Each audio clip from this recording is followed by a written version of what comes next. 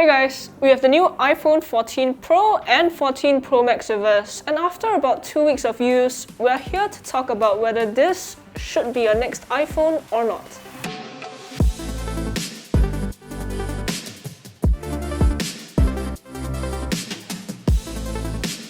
So, let's talk design and the phones first before getting to iOS 16 and all the new features. The main outlook of the phones haven't really changed all that much from the iPhone 13 Pro lineup. You still get the flat edges, the flat display, and the camera bumps at the back, but there have been small changes here and there. For example, the button placement is slightly different, and the camera bump on the rear is also bigger, which means that you can't reuse your cases from the iPhone 13 lineup. The cameras protrude from the bump more as well, which is something to take note of. We'll talk more about the cameras and their performance later. Aside from that, if you're in the United States of America, you will notice that there is no longer a SIM card tray, and that's because Apple is going fully eSIM there. Outside of the US, we still get the SIM card trays, so yeah. Inside, there's the new A16 Bionic chip, which is exclusive to the 14 Pro line. The base iPhone 14s are inheriting the A15 Bionic from last year's 13 Pro line, so yeah. We did some Geekbench and 3D Mark tests, and the iPhone 14 Pro and Pro Max are certainly faster than last year's 13 Pro Max, and way higher than Android flagship phones with the Snapdragon 8 Plus Gen 1 chip. There's also the same IP68 dust and water resistance, MagSafe charging and all that. But when you go away from the back and sides and look at the display, that's when the differences show. First off, it's a new display, Super Retina XDR OLED. Sizes are the same, 6.1 and 6.7 inches, but there are a bunch of upgrades. It's brighter for one, getting up to 1600 nits with HDR content and up to 2000 nits when outdoors. This means you'll realistically never have to strain or squint to view your phone screen when you're outdoors in bright sunlight. I know I didn't have to. Second, the ProMotion refresh rate now drops to as low as 1 Hz, and because of that, Apple has finally introduced an always-on display. And the AOD does dim itself when it's not in use. If you have an Apple Watch and you leave your phone in the room while you walk away, the AOD turns off completely and then turns back on dimly lit when you re-enter the room, which is a very nice touch by Apple. Additionally, the AOD does turn off quite intelligently. Whenever your phone is in your pocket, whenever your phone is face down, whenever sleep focus is turned on, and whenever low power mode is turned on, so that's good. Of course, having an always-on display does raise concerns about battery drain. I tested it overnight, leaving the AOD on and starting with a battery level of 80%. With no notifications coming in, it drained at a rate of 1% per hour.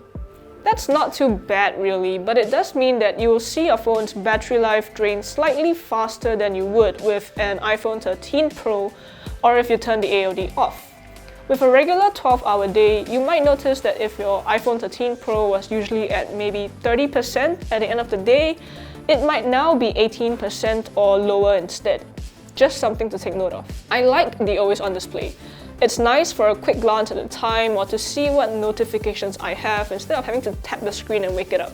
I'm alright with the slightly higher battery drain. It's not that big a deal to me. But we will talk about battery life in a bit though. Another major change? Well, that would be the Dynamic Island. I know, it's a silly name, but here's what I think about it. I think Apple has done a fantastic job making the best out of the punch-outs for the front camera and Face ID.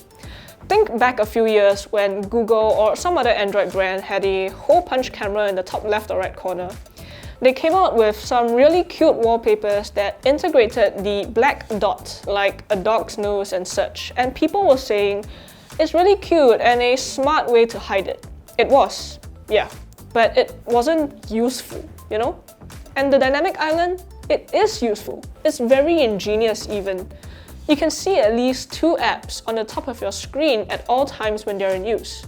You get quick and easy access to music controls, starting and stopping a timer and all that.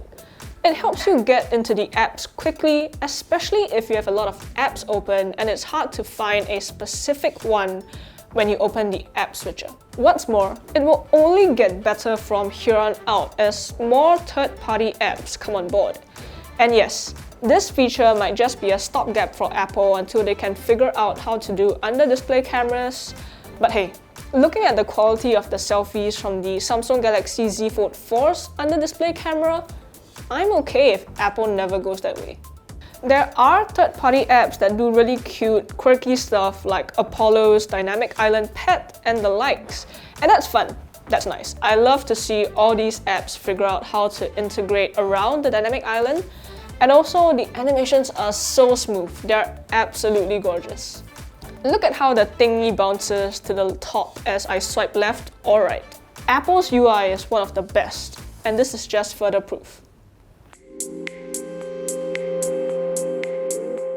So, let's talk about cameras because they are different this year. Apple is finally moving away from their standard 12 megapixel cameras, and now we're getting a 48 megapixel main wide lens in the 14 Pro and Pro Max. There is also a 12 megapixel ultra wide and a 12 megapixel telephoto lens. The 48 megapixel lens allows for full resolution RAW photos, which does need to be toggled on in the settings, as well as the ability to pixel bin to 12 megapixels. Pixel binning isn't a new thing, we've seen this for years. It's basically taking 4 pixels and combining them into one, resulting in better low-light performance for the end result. This is turned on by default, so yeah, if you're worried about your photos suddenly taking up a bunch of space, don't be. The pixel binning does help with sharpness as well. If you take a look at these two images we have of the grills of a speaker as well as the logo from the 13 Pro Max and 14 Pro Max. First off, the color temperature is quite obviously better on the 14 Pro Max. The detail on the grill holes are sharper on the 14 Pro Max as well. The macro has also been improved here, quite noticeably in fact. Here's my favorite macro subject, the back of my watch. If you'll notice, the photos snapped by the 13 Pro Max softened the grooves on the metal near the words, while the grooves in the 14 Pro Max's image is quite distinct. There's a slight difference in color temp, but let's ignore that for now. Low light performance is better as well, with better exposed images and all thanks to the new Photonic Engine computational photography tech, which is basically Apple putting the deep fusion process earlier in the image pipeline so there's more data to work with before the image gets compressed.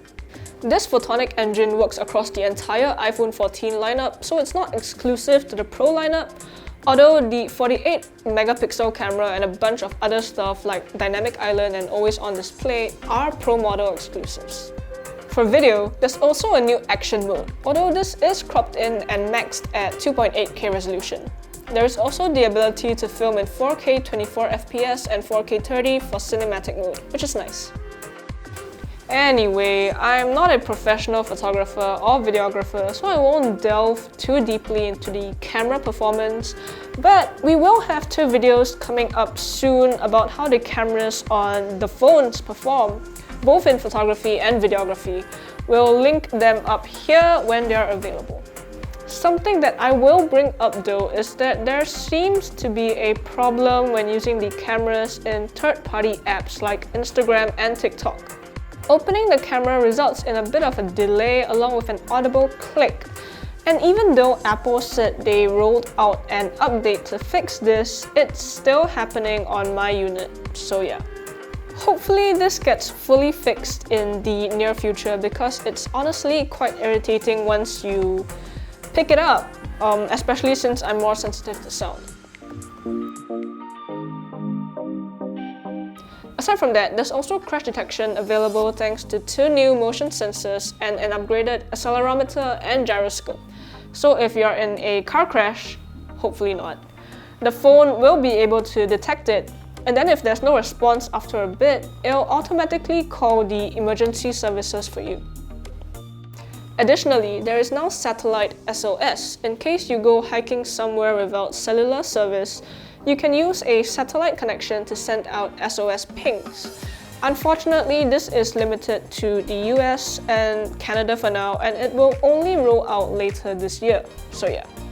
Battery life does seem to be a bit worse though, although this could very well be chalked up to teething issues and battery drain bugs with iOS 16. I did a test. I unplugged my phone at 100% at 1:08 in the afternoon, then went about my day, watching videos, listening to music, texting, using social media, working, and out and about for dinner and drinks. I racked up about 5 hours of screen on time by 10:43 p.m, which is quite a bit, and I was left with 20% battery at that moment. So approximately 9.5 hours from 100 to 20% with 5 hours of screen on time and the always on display activated, with moderate brightness because I was mostly indoors. It's more than enough for light use in a day though. I did a test with light usage, around 4 hours of screen on time, and after 24 hours had elapsed, I still had around 25% battery life. I'm really hoping Apple optimizes the battery and the software a bit more, because this is nowhere as good as I used to get with my 13 Pro Max. There is, of course, MagSafe charging, and if you use a compatible 20-watt brick, you'll get faster charging on the phone as well. So now we come to iOS 16, and honestly, there's just way too much to talk about in this video, which is already running long as it is. So here are my favorite features of iOS 16, very briefly. New lock screens, awesome. I love the depth mode, and paired with the always on display, you even get the subject moving behind the clock when the screen dims and moving back to cover part of the clock when the AOD lights up. Very nice touch. Lock screens and home screens can now be set to different focuses, so I have different ones set up for filming, general, all that. Super easy. You can switch focuses very easily too in a single long tap, then swipe through. Next, we have notifications rolling in from the bottom. It's very nice because it doesn't block my wallpaper. There's also live activities, although there aren't many apps that support it just yet, and I'm really hoping for real-time sports updates to be available in Singapore. I love baseball. It's a shame I can't get Friday night baseball on Apple TV and live updates about my team's games. Anyway, there's also unsend and edit messages, which is awesome. There is a 15-minute limit though, and edits will be clearly marked, so yeah. Mail-wise, better search, the ability to schedule sending emails, email unsend, all great for productivity. You can also grab text from videos now, and there's a new image clipping feature which works on subjects in photos as long as Apple's AI can identify a subject. Usually there's not any real problem here. It works pretty well. And yeah, like I said, way too many features to talk about in a single video. But long story short, I love iOS 16. It's fun, there's a bunch of QoL stuff inside, it's awesome. Back to the phone. Are they worth it? Yeah, but I would say the Pro lineup is the one to go for. The improvements to the base 14 and 14 Plus are nice, and sure, they might appeal to some, but for the real improvements, you can only get them with the Pro models. If you're holding on to the 13 Pro or Pro Max though, it might be a bit of a tough sell to upgrade unless you really want the always on display, better cameras, dynamic island, and the other exclusive features. For people with older phones though, it's a pretty big upgrade. Anyway, those are my thoughts on the new iPhone 14 Pro lineup. If you guys have any comments or questions, leave them down below. Don't forget to subscribe to us and like this video. Till the next one, see you guys!